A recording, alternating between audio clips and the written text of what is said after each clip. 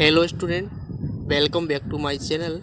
Student, यह video आप लोगों के लिए बहुत ही अधिक इम्पोर्टेंट होने वाला है। जिस प्रकार से आपको मालूम है कि वार्षिक पेपर में हिंदी सब्जेक्ट का जो पूर्णांक आएगा वो 80 नंबर का आएगा, जिसमें से 32 आप लोगों को बहुविकल्पीय क्वेश्चन देखने को मिलेंगे, यानी कि एक एक नंबर के क्वेश्चन देखने को मिलेंगे, जिसमें से सही विकल्प के क्वेश्चन 6 प्रश्न आपको देखने को मिलेंगे। तो बता दूं कि यह वीडियो सिर्फ सही विकल्प पर आधारित है। तो इसमें जितने भी सही विकल्प हैं इन सभी सही विकल्पों में से आपके 6 क्वेश्चन जो वार्षिक पेपर में आने वाले हैं सही विकल्पों के, वो सभी इसी वीडियो में से आ जाएंगे। तो आप इस वीडियो को पूरा ज़रूर देखिएगा और आपके वार्षिक में 6 नंबर पक्के हो जाएंगे।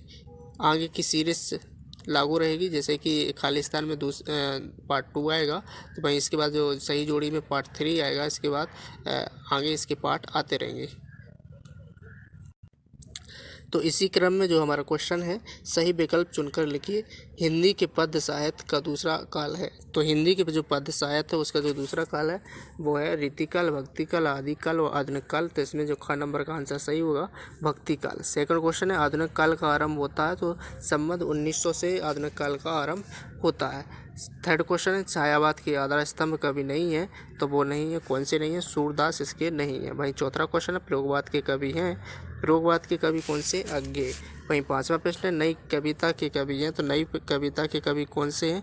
रघुवीर सहाय। इसका आंसर घ नंबर का होगा। फ्रेंड्स, आप लोग इस वीडियो को पूरा ज़रूर देख लें, आपके 6 नंबर वार्षिक में 100% पक्के हो जाएंगे, बिल्कुल इसकी गारंटी है मेरी। और इसके साथ साथ जो छठवां क्वेश्चन, भक्ति काल की समय सीमा है। तो भक्ति काल की जो समय सीमा है वो है आपकी 1375 से लेके संबंध 1700 तक। इसके बाद जो आपका 7वां प्रश्न है, प्रयोगवाद का आरंभ माना जाता है। तो प्रयोगवाद का आरंभ कब से माना जाता है? सन 1943 से। वहीं जो दूसरा क्वेश्चन है, नंद नंदन का प्रयोग किया गया। तो नंद नंदन का प्रयोग किया गया है किसके लिए? कृष्ण के लिए।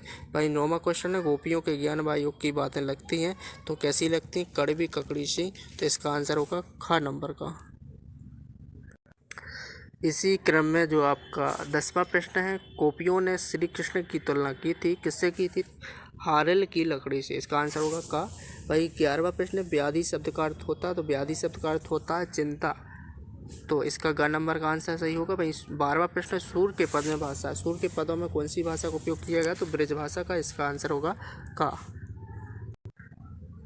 फिर नेक्स्ट क्वेश्चन है हमारा, मर्यादा न लही के माध्यम से मर्यादा की बात कही है परिवार की। इसका आंसर होगा परिवार की। सूरदास के गुरु कौन थे? तो वल्लभाचार्य सूरदास के गुरु थे। इसका आंसर होगा गा। सूर के आराध्य हैं तो कौन से हैं? गुरु नानक। इसका आंसर होगा गा। हमारा नेक्स्ट प्रश्न है, पुरैनी पात का अर्थ है। तो पुरैनी पात का अर्थ क्या है? कमल का फूल, कमल का पत्ता। तो इसका आंसर होगा कमल का पत्र, का नंबर का। सूर की रचना नहीं है। तो सूर के इनमें से कौन सी रचना नहीं है? विनय पत्र का। इसका आंसर होगा घ। परशुराम को व्यंग भरे उत्तर किसने दिए थे? लक्ष्मण ने। इसका आंसर होगा गा। नेक्स्ट क्वेश्चन होगा, शिव धनुष को टूटने पर क्रोधित कौन हुआ? तो जो हुए थे परशुराम हुए थे। इसका आंसर होगा गा। इसी क्रम में जो नेक्स्ट क्वेश्चन है वो है, रामचरितमानस की भाषा है। तो कौन सी भाषा है रामचरितमानस की? अवधी। राम लक्ष्मण के गुरु का नाम क्या था? तो विश्वामित्र। वहीं नेक्स्ट क्वेश्चन है, सहस्त्र बाहु का वध किसने किया था? तो परशुराम ने किया था। हमारा नेक्स्ट प्रश्न है, कवि अपनी आत्मकथा को बता रहा है। तो कैसी बता रहा है? तो बता रहा है बोली। इसका आंसर होगा का। नेक्स्ट क्वेश्चन है, थके पथक की पंथा में अलंकार है। तो थके पथक की पंथा में अलंकार कौन सा है? अनुप्रास अलंकार। तो इसका आंसर कौन सा होगा? गा। नेक्स्ट क्वेश्चन है, छायावाद के प्रतिनिधि कवि हैं। तो छायावाद के प्रतिनिधि कवि कौन से थे? तो वो थे जयशंकर प्रसाद। वहीं नेक्स्ट क्वेश्चन, प्रसाद जी की कामायनी पर पारितोषिक मिला। तो कौन सा पारितोषिक मिला? दिनकर पारितोषिक। आंसर होगा गा। नेक्स्ट क्वेश्चन है, जयशंकर प्रसाद का संग्रह नहीं है।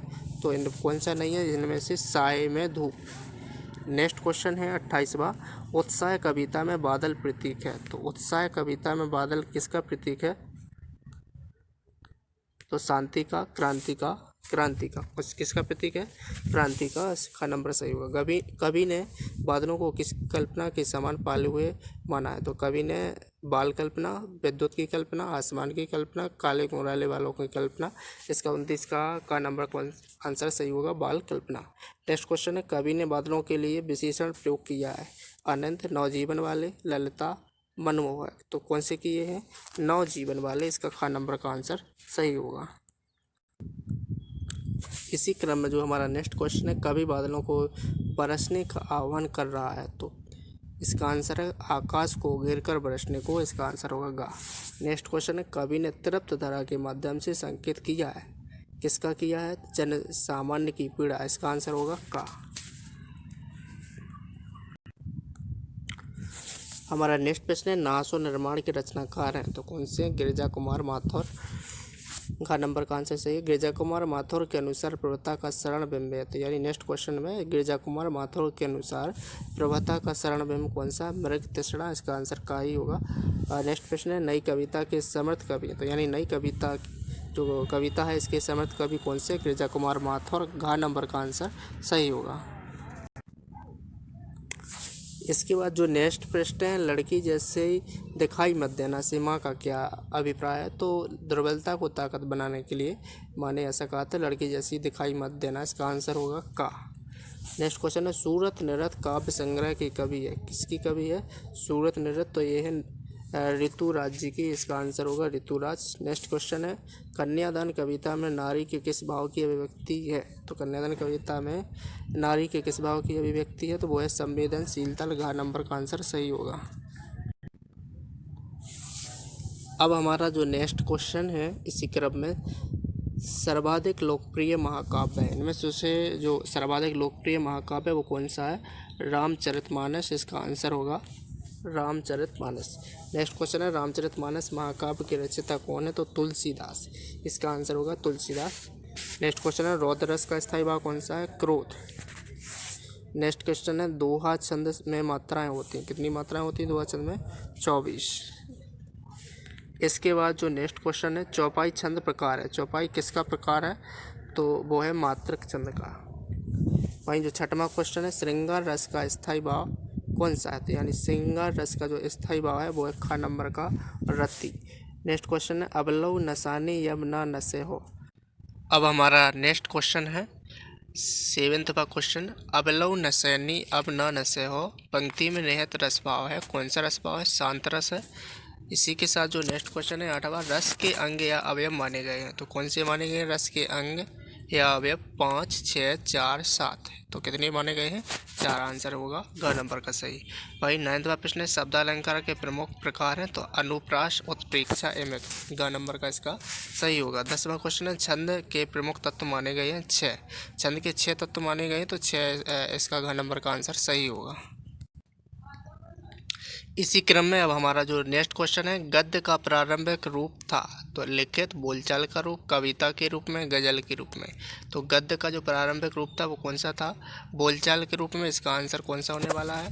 ख नंबर का। वहीं सेकंड क्वेश्चन है, गद्य की विधा नहीं है, महाकाव्य, कहानी, नाटक, एकांकी। इसका आंसर होगा महाकाव्य। वहीं थर्ड क्वेश्चन है, उपन्यास सम्राट है? तो उपन्यास का सम्राट किसे कहा जाता है? प्रेमचंद को। इसका आंसर होगा खा। नेक्स्ट क्वेश्चन है, यदि गद्य कवियों की कसौटी है तो निबंध गद्य की कसौटी है? किसने कहा था? यह कहा था आचार्य रामचंद्र शुक्ल इसने। इसका आंसर होगा घ नंबर का। नेक्स्ट क्वेश्चन है, आधुनिक काल में गद्य का अभिप्राय सबसे प्रधान साहित्य घटना है? उसका कथन है? तो ये है घ नंबर का राम वृक्ष बेनीपुरी। आंसर होगा घ। इसी क्रम में जो हमारा नेक्स्ट प्रश्न है 6वां, नेताजी का चश्मा कहानी का मूल है? तो मूल भाव क्या है? तो नेताजी का चश्मा कहानी का मूल भाव है देशभक्ति की भावना। वहीं 7वां क्वेश्चन है, नेताजी की मूर्ति थी किसकी? संगमरमर की। आंसर होगा का। अब हमारा जो नेक्स्ट क्वेश्चन है, कस्बे के चौराहे पे प्रतिमा लगी थी? किसकी लगी थी? तो वो लगी थी सुभाष चंद्र बोस जी की। आंसर होगा घ नंबर का। वहीं 9वां प्रश्न है, प्रतिमा बनाने वाले का नाम क्या था? तो वो था मोतीलाल। आंसर होगा का। 10वां प्रश्न है, नेताजी की मूर्ति लगवाई गई थी? किसके द्वारा नेताजी की मूर्ति लगवाई गई थी? नगर निगम द्वारा। आंसर होगा ग। वहीं जो 11वां प्रश्न है, भगत जी पद गाते थे? तो भगत जी किसके पद गाते थे? कबीर जी के। तो इसका आंसर होगा का। वही नेक्स्ट क्वेश्चन है, बाल गोविंद भगत पाठ प्रहार करता है क्रोधियों पर, इसका यही आंसर है, क्रोधियों पर यह प्रहार करता है, इसका आंसर होगा 12वें का। नेक्स्ट क्वेश्चन है, बाल गोविंद भगत साहब मानते थे, किसको मानते थे, तो वो मानते थे कबीरदास जी को, इसका आंसर होगा का। वहीं जो नेक्स्ट क्वेश्चन है 14वां, सच्चे साधु की पहचान होती है, तो सच्चे साधु की जो पहचान होती है वो उसके विचारों से होती है, इसका आंसर होगा घ नंबर का। वहीं नेक्स्ट क्वेश्चन है, बाल गोविंद भगत गाते समय बजाते थे, तो क्या बजाते थे, खंजड़ी बजाते थे, इसका नाम आंसर होगा घ नंबर का। नेक्स्ट क्वेश्चन है, फादर कामिल बुल्के ने एमए किया था, तो इलाहाबाद यूपी से किया था, इसका आंसर होगा का। नेक्स्ट है क्वेश्चन है 17, फादर कामल पुलके राष्ट्रभाषा के रूप में किसे देखना चाहते थे, हिंदी को, तो इसका आंसर होगा हिंदी। नेक्स्ट क्वेश्चन है, सर्वेश्वर दयाल सक्सेना फादर बुलके के किस गुण से प्रभावित थे, तो वो इनके सभी गुणों से प्रभावित थे, यानी सरलता, मानवता, दयालुता, सभी प्रकार के गुणों से प्रभावित थे। नेक्स्ट क्वेश्चन है, फादर बुलके के अभिन्न मित्र थे, तो वो थे डॉक्टर रघुवंश सिंह, इसका आंसर होगा खा। वहीं जो 20वां क्वेश्चन है, फादर बुल्के का निधन कब हुआ था, तो फादर बुल्के का निधन हुआ था 73 वर्ष की उम्र में, आंसर होगा ग नंबर का। नेक्स्ट क्वेश्चन है, मन्नू भंडारी के किस व्यवहार से तंग आकर प्रिंसिपल ने उनके पिता को बुलाया था, तो उनके आंदोलनकारी रवैये के कारण, इसका आंसर होगा घ नंबर का। 22वां प्रश्न है, मन्नू भंडारी के पिता ने उसका रौब देखकर अनुभव किया, किस प्रकार का अनुभव किया था, तो वह किया था गर्व का, इसका आंसर होगा ख नंबर। वहीं 23वां क्वेश्चन होगा, मन्नू भंडारी को पसंद आए जिनेंद्र के उपन्यास का नाम क्या था, वो था सुनीता, इसका आंसर होगा का।